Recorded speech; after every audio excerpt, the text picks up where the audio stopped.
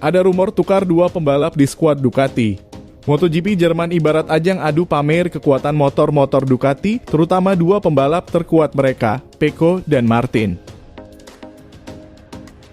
Sementara itu, Martin bangga bisa mengalahkan pembalap terkuat saat ini, yakni juara bertahan, Francesco Bagnaia. Rumor MotoGP 2024 ada opsi tukar pembalap MotoGP dimungkinkan untuk tim resmi Ducati. Kedengarannya manajemen Ducati MotoGP akan dipaksa untuk membuat keputusan penting dalam beberapa minggu mendatang. Setelah sumber yang dekat dengan Ducati mengonfirmasi kepada wartawan bahwa ada opsi kontrak untuk menukar Enea Bastianini dengan pemenang balapan GP Jerman hari Minggu lalu. Itu artinya Jorge Martin akan dipercepat menjadi skuad tim pabrikan untuk musim depan.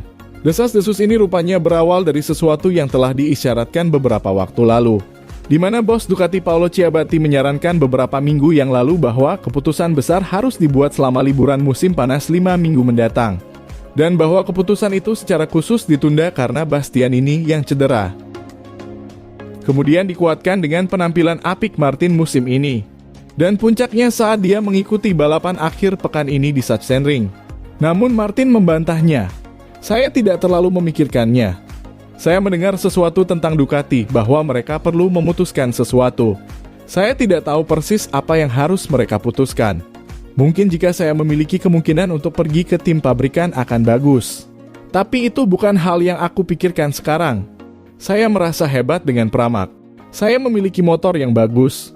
Motornya sama dengan tim pabrikan. Saya merasa tidak ada perubahan besar jika kami pindah, kata pembalap Pramac Ducati itu kepada MotoGP.com. Namun sekali lagi keputusan bisa saja berubah dalam beberapa minggu mendatang berkat penampilan impresif pembalap Spanyol itu di trek Jerman. Martin meraih kemenangan dari pembalap pabrikan dan juara bertahan dunia Pecco Bagnaia di balapan sprint dan balapan utama.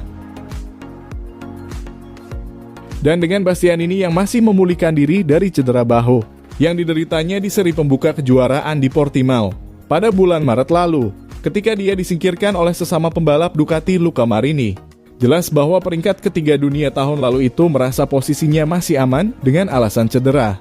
Bahkan setelah hanya menyelesaikan 2 balapan akhir pekan yang jauh dari podium, Bastianini kesulitan masuk posisi 10 besar sejak dia kembali balapan, saat dia terus berusaha mendapatkan kembali kebugarannya.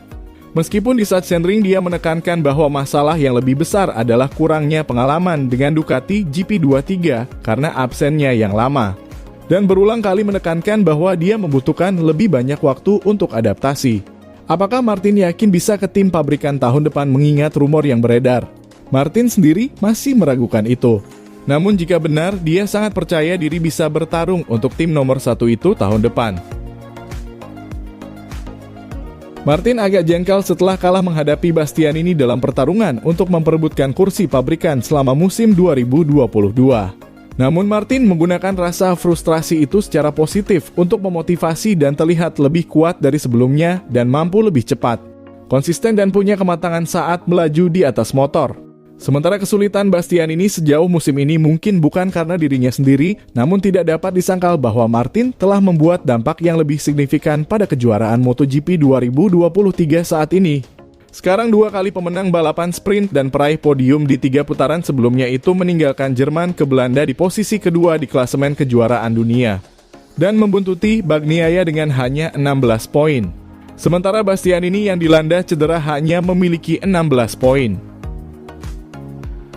Namun, satu hal yang telah dijawab dengan tegas oleh kesuksesan Martin di Sachsenring dan yang mungkin akan melegakan manajemen Ducati adalah, dengan kecepatannya saat ini Martin jelas tidak akan pindah pabrikan, atau dengan mudah bisa dibujuk oleh pabrikan lain. Rumor menyebutkan awal musim ini bahwa dia hampir mencapai kesepakatan dengan Yamaha untuk menggantikan Franco Morbidelli.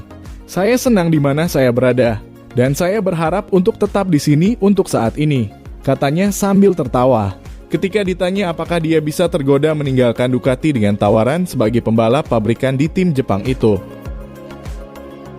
Tentunya pihak Bastianini tidak akan tinggal diam jika pembalapnya digusur begitu saja. Carlo Pernat, manajer Bastianini, menjelaskan syarat-syarat kesepakatannya dengan Ducati. Kontraknya berakhir pada akhir 2024. Jika dia mencapai posisi pertama, kedua, atau ketiga, gajinya bisa 3 kali lipat. Tetapi saat ini performa pembalapnya itu menurun akibat cedera dan ini bisa dijadikan senjata Pernat untuk membela anak didiknya itu. Namun apapun bisa terjadi, apalagi jika di belakangnya ada kesepakatan sebelumnya bahwa bisa saja diturunkan ke tim Pramac jika prestasinya menurun dan begitu sebaliknya.